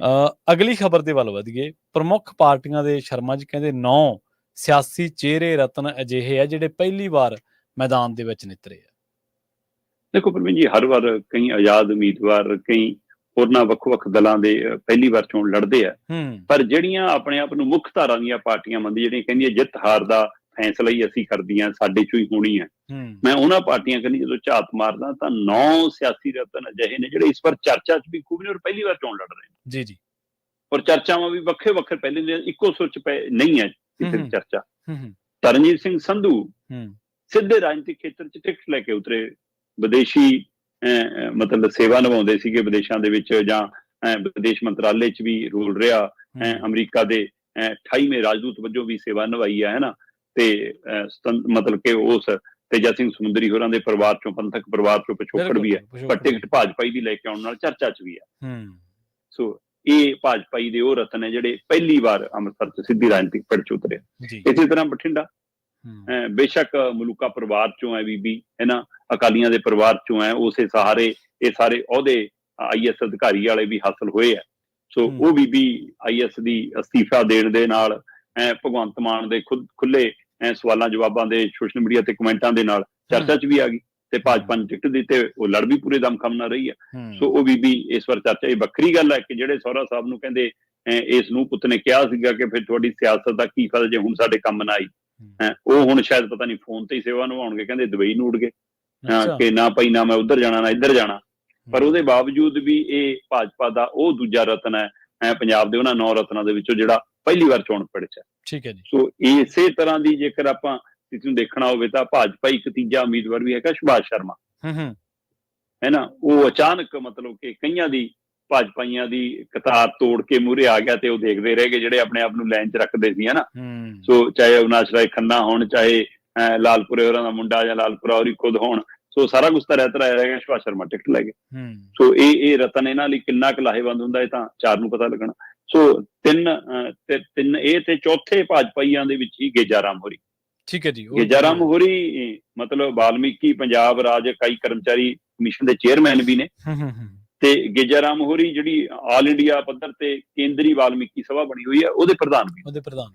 ਤੇ ਪਰ ਟਿਕਟ ਕੈਪਟਨ ਦੇ ਕੋਟੇ ਚੋਂ ਮਿਲੀ ਆ। ਠੀਕ ਹੈ। ਕੈਪਟਨ ਅਮਰਿੰਦਰ ਦੇ ਖਾਸ ਨੇੜਲੇ ਮੰਨੇ ਜਾਂਦੇ ਨੇ, ਤੇ ਇਹ ਜਿਸ ਕਦਰ ਇਹਨਾਂ ਨੇ ਆਪਣੀ ਚੋਣ ਮੁਹਿੰਮ ਭਖਾਈ ਆ, ਭਾਜਪਾਈ ਲੀਹ ਤੋਂ ਵੀ ਉੱਪਰ ਉੱਠ ਕੇ ਉਹਦੇ ਨਾਲ ਹੁਣ ਬਾਕੀਆਂ ਦੇ ਗਣਤ ਵਿਗੜੀ ਜਾਂਦੇ ਨੇ ਕਿ ਇੱਥੇ ਕੀ ਬਣੂਗਾ ਸਾਡਾ, ਹੈ ਨਾ। ਉਹਨਾਂ ਦਾ ਹਿਸਾਬ ਕਿਤਾਬ ਵਿਗੜ ਰਿਹਾ। ਹੁਣ ਜੇਪੀ ਹੋਰੀ, ਗੁਰਪ੍ਰੀਤ ਜੀਪੀ ਹੋਰੀ ਤੇ ਅਮਰ ਸਿੰਘ ਹੋਰੀ ਇੱਥੇ ਆਪਣੀ ਸੁਭਾਵਨਾ ਮੰਨ ਕੇ ਚੱਲ ਰਹੇ ਸੀ, ਪਰ ਗੇਜਾ ਰਾਮ ਨੇ ਆ ਕੇ ਇੱਕ ਵਾਰ ਪੇਚ ਤਾਂ ਫਸਾਤਾ। ਜੀ। ਸੋ ਇਸ ਤਰ੍ਹਾਂ ਤਿੰਨ ਰਤਨ ਤਾਂ ਇਹ ਨੇ ਜੀ, ਹੈ ਨਾ। ਤੇ ਚੌਥੀ ਇਹਨਾਂ ਦੇ ਵਿੱਚ ਬੀਬੀ ਅਨੀਤਾ ਸੋਮ ਪ੍ਰਕਾਸ਼। ਠੀਕ ਹੈ ਜੀ। ਸੋ ਜੇਕਰ ਤੁਸੀਂ ਇਸ ਵਾਲਿਆਂ ਦੇਖੋ ਤਾਂ 2 3 4 ਪੰਜਵੀਂ ਬੀਬੀ ਅਨੀਤਾ ਸੋਮ ਪ੍ਰਕਾਸ਼, ਜਿਹੜੀ ਕਹਿਣ ਨੂੰ ਰਾਜਨੀਤੀ ਪਰਿਵਾਰ ਤੋਂ ਹੀ ਆ, ਪਰ ਆਪ ਆਪਣੇ ਨਾਮ ਹੇਠ ਪਹਿਲੀ ਵਾਰ ਸਿੱਧੀ ਚੋਣ ਲੜ ਰਹੀ ਹੈ। ਬੇਸ਼ੱਕ ਚੋਣ ਸੋਮ ਪ੍ਰਕਾਸ਼ ਨੂੰ ਲੜਨੀ ਪੈ ਰਹੀ ਆ, ਪਰ ਉਹ ਆਪ ਕਾਗਜ਼ੀ ਤੌਰ ਤੇ ਤਾਂ ਇਸ ਨੇ, ਜਿਵੇਂ ਉਹ ਪਿੰਡ 'ਚ ਸਰਪੰਚ ਵਾਲਾ ਮਸਲਾ ਹੁੰਦਾ ਨਾ, ਇਹ ਉਹ ਵਾਲਾ ਮਸਲਾ ਹੈ ਕਿ ਸੀਟ ਬੀਬੀ ਲਈ ਰਿਜ਼ਰਵਾ ਤੇ ਸਰਪੰਚ ਉਹ ਖੜੀ ਆ, ਪਰ ਸਰਪੰਚ ਸਾਹਿਬ ਉਹਦੇ ਘਰ ਵਾਲੇ ਨੂੰ ਕਹਿੰਦੇ ਰਹਿੰਦੇ ਨੇ, ਮੀਟਿੰਗਾਂ 'ਚ ਉਹ ਬੈਠਦਾ ਰਹਿੰਦਾ। ਹਾਲ ਉਹੀ ਹੈ ਨਾ। ਪਰ ਫਿਰ ਵੀ ਅਗਲੀ ਪਹਿਲੀ ਵਾਰ ਚੋਣ ਲੜੀ। ਸੋ 5 9 ਦੇ ਵਿੱਚੋਂ 5 ਤਾਂ ਭਾਜਪਾ ਦੇ ਨੇ ਜੀ, ਜਿਹੜੇ ਪਹਿਲੀ ਵਾਰ ਇਸ ਤਰ੍ਹਾਂ ਚੋਣ ਮੈਦਾਨ 'ਚ। ਤੇ ਉਹ ਤੋਂ ਬਾਅਦ ਫਿਰ ਤੁਸੀਂ ਫਿਰੋਜ਼ਪੁਰ ਸੀਟ ਤੋਂ ਅਕਾਲੀ ਆਗੂ ਬੋਬੀ, ਹੈ ਨਾ, ਬੋਬੀ ਨਾ ਉਹਨਾਂ ਨੂੰ ਦੇਖ ਲਓ। ਸੋ ਉਹਨਾਂ ਦੀ ਵੀ ਇਸ ਪਹਿਲੂ ਤੋਂ ਚਰਚਾ ਕਿ ਉਹ ਵੀ ਪਹਿਲੀ ਵਾਰ, ਬੇਸ਼ੱਕ ਰਾਜਨੀਤਿਕ ਪਿਛੋਕੜ ਹੈ ਨਾ, ਵੱਖ-ਵੱਖ ਅਹੁਦਿਆਂ ਤੇ, ਰਾਜਨੀਤਿਕ ਅਹੁਦਿਆਂ ਤੇ ਪਾਰਟੀ 'ਚ ਸੇਵਾ ਨਿਭਾਈ ਆ, ਹੈ ਨਾ, ਪਰ ਮੁਕਾਬਲਾ ਇਸ ਵਾਰ ਸ਼ੇਰ ਸਿੰਘ ਘੁਬਾਇਆ ਨਾਲ, ਤੇ ਇਸ ਲਈ ਉੱਥੋਂ ਦੇਖਣ ਵਾਲੀ ਸਥਿਤੀ ਹੋਊਗੀ। ਇਹ ਵੀ ਉਹਨਾਂ 9 ਰਤਨਾਂ 'ਚ ਜਿਹੜੇ ਪਹਿਲੀ ਵਾਰ ਚੋਣ ਲੜੇ ਅਕਾਲੀ ਦਲ ਵੱਲੋਂ। ਇਸੇ ਤਰ੍ਹਾਂ ਰਾਜਵਿੰਦਰ ਸਿੰਘ ਹੋਰੀ ਵੀ ਅਕਾਲੀ ਦਲ ਵੱਲੋਂ ਫਰੀਦਕੋਟ ਸੀਟ ਤੋਂ ਪਹਿਲੀ ਵਾਰ ਚੋਣ ਲੜ ਰਹੇ ਨੇ, ਉਹ ਵੀ ਉਹਨਾਂ 9 ਰਤਨਾਂ 'ਚ ਆਉਂਦੇ ਨੇ। ਸੋ 5 ਭਾਜਪਾ ਦੇ ਤੇ 2 ਇਹਨਾਂ ਦੇ ਚਰਚਾ 'ਚ ਨੇ, ਤੇ 2 ਹੈਗੇ ਆਮ ਆਦਮੀ ਪਾਰਟੀ ਦੇ। ਠੀਕ ਹੈ। ਮਤਲਬ ਇਹਨਾਂ 'ਚ 9 'ਚ ਕਾਂਗਰਸ ਦਾ ਜਿਹਾ ਕੋਈ ਸਿੱਧਾ ਨਹੀਂ ਹੈਗਾ ਜਿਹੜਾ ਕੋਈ ਇਸ ਰੂਪ 'ਚ ਹੋਵੇ। ਬੇਸ਼ੱਕ MLA ਦੀ ਚੋਣ ਜਾਂ ਕੋਈ ਚੋਣ ਬਾਕੀਆਂ ਨੇ ਲੜੀ ਹੋਵੇ, MP ਦੀ ਇਕੱਲੀ ਪਹਿਲੀ ਵਾਰ ਲੜ ਲਈ, ਹੁਣ ਅਸੀਂ ਉਹ ਨਹੀਂ ਜਿਹੜੇ ਸਿੱਧੇ MP ਦੀ ਚੋਣ ਪਹਿਲੀ ਵਾਰ ਲੜ ਰਹੇ, ਕੋਈ ਹੋਰ ਇਹੀ ਚੋਣ ਨਾ ਲੜੀ ਹੋਵੇ, ਆਪਾਂ ਉਹਨਾਂ ਦੀ ਗੱਲ ਕਰ ਰਹੇ ਹਾਂ। ਉਹਨਾਂ 'ਚ ਅਨੰਦਪੁਰ ਸਾਹਿਬ ਤੋਂ ਮਾਲਵਿੰਦਰ ਕੰਗ, ਤੇ ਇਸੇ ਤਰ੍ਹਾਂ ਫਰੀਦਕੋਟ ਹਲਕੇ ਤੋਂ ਕਰਮਜੀਤ ਸਿੰਘ ਅਨਮੋਲ ਖੂਬ ਚਰਚਾ 'ਚ ਨੇ। 2 ਸੀਟਾਂ ਤੇ ਆਮ ਆਦਮੀ ਪਾਰਟੀ ਆਪਣੇ ਆਪ ਨੂੰ ਆਪ ਹੀ ਮਜ਼ਬੂਤ ਮੰਨ ਰਹੀ ਆ, ਤੇ ਵਿਰੋਧੀ ਕਹਿੰਦੇ ਕਿ ਨਹੀਂ ਅਸੀਂ ਕਿਸੇ ਘੱਟ ਨਹੀਂ ਆ। ਪਰ ਇਹ 9 ਰਤਨ ਉਹ ਨੇ ਜਿਹੜੇ ਪਹਿਲੀ ਵਾਰ ਮੈਦਾਨ 'ਚ ਨੇ, ਤੇ ਇਹਨਾਂ ਦੇ ਨਤੀਜੇ ਕਿਹੋ ਜਿਹੇ ਆਉਂਦੇ ਨੇ ਦੇਖਣ ਵਾਲੀ ਗੱਲ ਹੋਊਗੀ। ਜਿਨ੍ਹਾਂ 'ਚੋਂ 5 ਸਭ ਤੋਂ ਵੱਧ ਭਾਜਪਾ ਦੇ ਨੇ, ਤੇ 2 ਅਕਾਲੀਆਂ ਦੇ, ਤੇ 2 ਆਮ ਆਦਮੀ ਪਾਰਟੀ ਦੇ। ਜੀ। ਤੇ 5ਵੇਂ ਗੇੜ ਦੀ ਗੱਲ ਕਰੀਏ, 63% ਦੀ ਤਾਂ ਵੋਟਾਂ ਪਈਆਂ, ਪਰ ਕਹਿੰਦੇ 23% ਦੀ ਉਮੀਦਵਾਰ ਹੈ ਜਿਹਨਾਂ ਦਾ ਅਪਰਾਧਿਕ ਪਿਛੋਕੜ ਹੈ, ਜਿਨ੍ਹਾਂ ਤੇ ਵੱਖ-ਵੱਖ ਤਰ੍ਹਾਂ ਦੇ ਅਪਰਾਧਿਕ ਮਾਮਲੇ ਦਰਜ ਨੇ। ਜੀ ਪ੍ਰਵੀਨ ਜੀ, ਤੁਸੀਂ ਕਹਿ ਰਹੇ ਹੋ ਕਿ 5ਵੇਂ ਗੇੜ ਦੀ ਜਿੰਨੀਆਂ ਉਮੀਦਵਾਰ ਖੜੇ ਸੀ ਉਹਨਾਂ 'ਚੋਂ 23% ਅਪਰਾਧਿਕ ਪਿਛੋਕੜ ਹੈ। ਹਾਂਜੀ। ਚਲੋ ਇਹ ਮੈਂ ਕਹਿੰਦਾ ਉਮੀਦਵਾਰੀ ਤੱਕ ਰਹਿ ਜਾਵੇ ਤਾਂ ਵੀ ਠੀਕ ਹੋਊਗਾ। ਜੇ ਜਿੱਤ ਕੇ ਜਾਂਦੇ ਨੇ ਫਿਰ ਸਾਨੂੰ ਹੋਰ ਫਿਕਰ ਪਊਗਾ ਨਾ। ਬਿਲਕੁਲ ਸਹੀ। ਜੇ ਉੱਥੇ ਵੀ, ਪਰ ਇਹ ਜਾਂਦੇ ਰਹੇ ਨੇ ਇਹੋ ਜਿਹੇ ਵੀ, ਰਿਕਾਰਡ ਬੋਲਦਾ ਰਿਹਾ, ਪਰ ਇਸੇ ਲਈ ਮੈਂ ਕਹਿ ਰਿਹਾ ਕਿ ਉਮੀਦਵਾਰੀ ਤੱਕ ਹੋਵੇ ਤਾਂ ਵੀ ਠੀਕ ਹੈ। ਹੁਣ ਤੁਸੀਂ 5ਵੇਂ ਗੇੜ ਦਾ ਕੰਮ ਨਿਬੜ ਗਿਆ ਤੋਂ ਬਾਅਦ 6ਵਾਂ ਤੇ 7ਵਾਂ ਗੇੜ ਦਿੱਲੀ ਤੋਂ ਪੰਜਾਬ ਤੱਕ ਦਾ ਹੀ ਆ। ਠੀਕ ਹੈ ਜੀ। ਤੇ 5ਵੇਂ ਗੇੜ ਦੇ ਵਿੱਚ ਇਸ ਵਾਰ 63% ਵੋਟਾਂ ਪਈਆਂ ਨੇ, 62.91% ਲਗਭਗ ਵੋਟ ਹੈ। ਉਰੇ ਥੋੜੀ ਬਹੁਤ ਵੱਧ ਜਾਣੀ ਹੈ, ਚੋਣ ਕਮਿਸ਼ਨ ਦਾ ਜਿਹੜਾ ਤਰੀਕਾ ਜਿਹਾ ਹੈਗਾ, ਹੈ ਨਾ। ਇਹਦੇ ਵਿੱਚ 6 ਸੂਬੇ ਤੇ 2 ਕੇਂਦਰ ਸ਼ਾਸਿਤ ਪ੍ਰਦੇਸ਼ ਸੀ ਪ੍ਰਵੀਨ ਜੀ, ਜਿਨ੍ਹਾਂ 'ਚ ਸਭ ਤੋਂ ਵੱਧ ਵੋਟ ਪੱਛਮੀ ਬੰਗਾਲ 'ਚ 76% ਪਈ ਹੈ। ਉਹ ਤੋਂ ਬਾਅਦ ਉੜੀਸਾ ਦੇ ਵਿੱਚ 70% ਹੈ। ਉਹ ਤੋਂ ਬਾਅਦ ਲਦਾਖ ਦੇ ਵਿੱਚ ਵੀ 70% ਹੈ। ਉਹ ਤੋਂ ਬਾਅਦ ਝਾਰਖੰਡ 63% ਹੈ। ਉਹ ਤੋਂ ਬਾਅਦ ਜੰਮੂ ਕਸ਼ਮੀਰ 58% ਹੈ। ਯੂਪੀ 'ਚ 57% ਤੋਂ ਜ਼ਿਆਦਾ ਵੋਟ ਪਈ ਹੈ। ਬਿਹਾਰ 'ਚ ਵੀ 55% ਦੇ ਗੇੜ 'ਚ ਵੋਟ ਪਈ ਹੈ, ਤੇ ਮਹਾਰਾਸ਼ਟਰ ਸਭ ਤੋਂ ਘੱਟ 53% ਵੋਟ ਪਈ ਹੈ। ਸੋ ਇੰਜ ਮਿਲਾ ਕੇ 62.91% ਫਿਲਹਾਲ ਇਹ ਰਿਕਾਰਡ ਆਇਆ। ਪਰ ਇਹਨਾਂ ਜਿਹੜੀਆਂ 49 ਸੀਟਾਂ ਤੇ ਵੋਟਾਂ ਪਈਆਂ ਨੇ, ਇਹਦੇ ਵੋਟਾਂ ਪੈਣ ਦੇ ਨਾਲ ਤੁਸੀਂ ਕਹਿ ਸਕਦੇ ਹੋ ਕਿ ਹੁਣ 5 ਗੇੜਾਂ 'ਚ 429 ਲੋਕ ਸਭਾ ਹਲਕਿਆਂ 'ਚ ਵੋਟਾਂ ਦਾ ਕੰਮ ਨਿਬੜ ਗਿਆ। 543 ਚੋਂ 429 ਸੀਟਾਂ ਤੇ ਕੰਮ ਨਿਬੜਨ ਦਾ ਮਤਲਬ ਪਿੱਛੇ 114 ਸੀਟਾਂ ਬਚੀਆਂ ਨੇ। 6ਵੇਂ ਗੇੜ ਦੇ ਵਿੱਚ ਵੀ 57 ਤੇ 7ਵੇਂ ਗੇੜ 'ਚ ਵੀ 57 ਤੇ ਵੋਟਾਂ ਪੈਣੀਆਂ ਨੇ। 57 ਤੇ ਵੋਟਾਂ ਪੈ ਗਈ, 114 ਸੀਟਾਂ ਦਾ ਕੰਮ ਰਹਿ ਗਿਆ, ਬਾਕੀ ਕੰਮ ਲਗਭਗ ਨਿਬੜ ਗਿਆ। ਇਸ ਵਾਰ ਜਿਹੜੀਆਂ ਵੋਟਾਂ ਪਈਆਂ ਇਹ ਮਤਲਬ 5ਵੇਂ ਗੇੜ ਦੀਆਂ, ਇਹਦੇ ਵਿੱਚ ਰਾਜਨਾਥ ਸਿੰਘ, ਸਮ੍ਰਿਤੀ ਇਰਾਨੀ, ਰਾਹੁਲ ਗਾਂਧੀ, ਪਿਊਸ਼ ਗੋਇਲ, ਉਮਰ ਅਬਦੁੱਲਾ, ਇਹਨਾਂ ਸਾਰਿਆਂ ਦੇ ਭਵਿੱਖ ਨਿਸ਼ਾਨੇ 'ਚ ਕੈਦ ਹੋ। ਹਾਂ, ਇਹਦੇ ਵਿੱਚ ਕੋਈ ਸ਼ੱਕ ਨਹੀਂ ਗਾ ਕਿ ਇਹਨਾਂ ਦੇ ਵਿੱਚੋਂ 33% ਉਮੀਦਵਾਰ ਕਰੋੜਪਤੀ ਨੇ। ਇਹਨਾਂ 49 ਸੀਟਾਂ ਦੇ ਉੱਤੇ 615 ਉਮੀਦਵਾਰ ਮੈਦਾਨ 'ਚ ਨੇ ਜਿਨ੍ਹਾਂ ਦਾ ਭਵਿੱਖ EVM 'ਚ ਕੈਦ ਹੋਇਆ।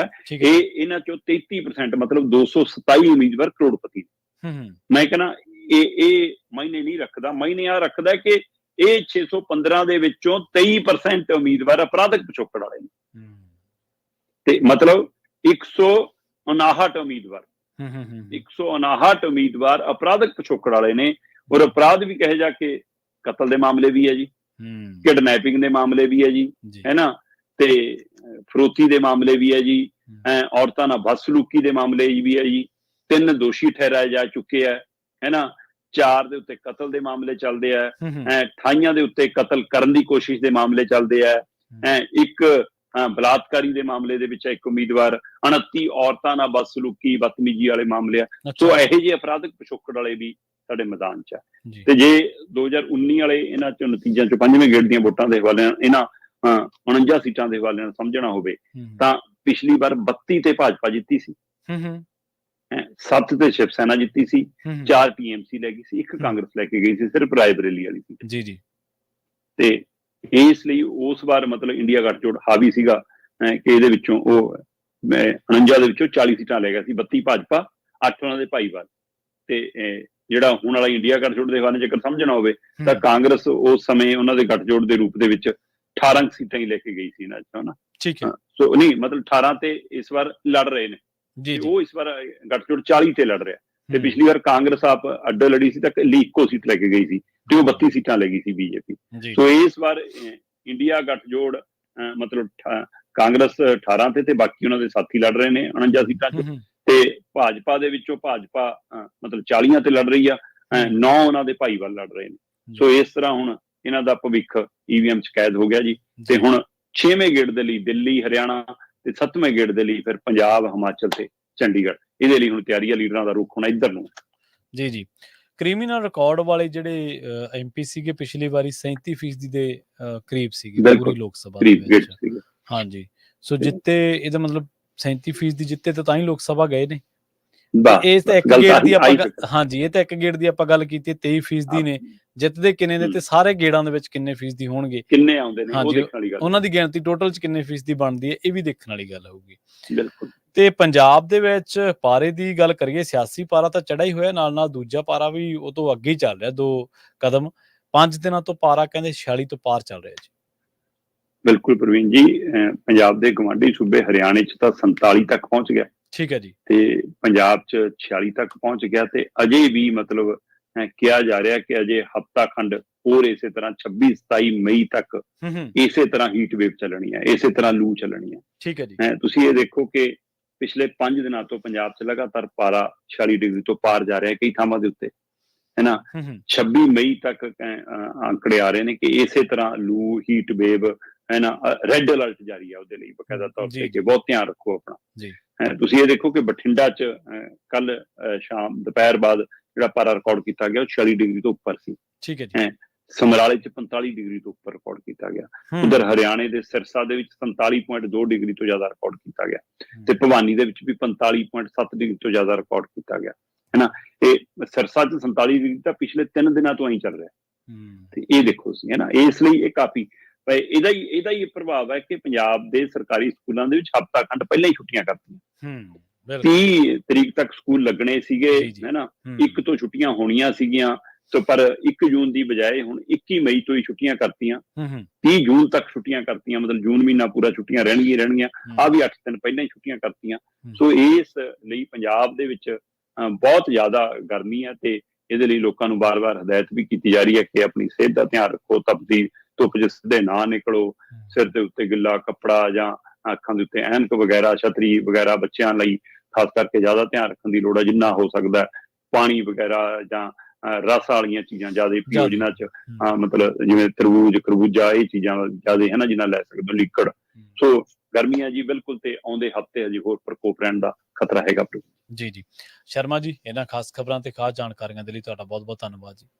ਬਹੁਤ ਸ਼ੁਕਰੀਆ। ਜੀ ਜੀ ਬਦਲਦੇ ਮੌਸਮ ਦੇ ਹਾਲਾਤਾਂ ਦੇ ਵਿੱਚ ਤੁਸੀਂ ਵੀ ਆਪਣਾ ਖਿਆਲ ਰੱਖਿਓ, ਬਾਹਰ ਅੰਦਰ ਤੁਸੀਂ ਵੀ ਬਹੁਤ ਜਾਂਦੇ ਹੋ ਬਿਲਕੁਲ, ਰੈਲੀਆਂ ਧਰਨੇ। ਬਹੁਤ ਜੀ ਜੀ ਸ਼ਰਮਾ ਜੀ, ਸ਼ੁਕਰੀਆ, ਬਹੁਤ ਬਹੁਤ ਧੰਨਵਾਦ। ਸਤਿ ਸ਼੍ਰੀ ਅਕਾਲ ਜੀ। ਸਤਿ ਸ਼੍ਰੀ ਅਕਾਲ। ਪੰਜਾਬੀ ਰੇਡੀਓ USA ਦੇ ਪ੍ਰੋਗਰਾਮਾਂ ਦਾ ਸਿਲਸਿਲਾ ਲਗਾਤਾਰ ਜਾਰੀ ਹੈ, ਜੁੜੇ ਰਹੋ ਪੰਜਾਬੀ ਰੇਡੀਓ USA ਦੇ ਨਾਲ। ਬਹੁਤ ਬਹੁਤ ਧੰਨਵਾਦ। ਸਤਿ ਸ਼੍ਰੀ ਅਕਾਲ।